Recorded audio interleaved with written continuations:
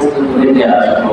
আল্লাহ কোরবানি কবুল করতে আসমান থেকে আগুন এসে তাদের কোরবানিকে পুরায় সাদা করে দিত।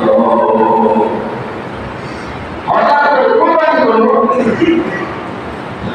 এখন তাদের কোরবানি আল্লাহ তাআলা কবুল করলো। ছোট ভাইটা কবুল করার পরে ওনার টাকা কবুল করলো না, যে ওই দুই ভাই একসাথে কবুল করলো তাদের কোনো জায়েজ নেই, এজন্য টাকা কবুল করলো। আল্লাহ বলেন লা ইলাহা ইল্লাল্লাহ বিমা হুয়া আলা ইয়ানা মুতাওয়া মিনকুম আফদাল কওয়াল আলা যালিকা বলেন আল্লাহ এই কোরবানি কবুল করলো।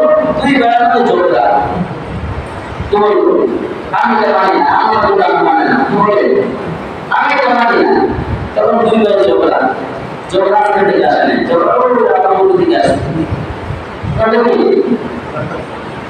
وقالوا نبأ بين أمر الحق إن الله قرآنا فقبلنا من أحدهما ولم تقبل من الآخر الله قرآنا يأمر بالقرآن أكبر من القرآن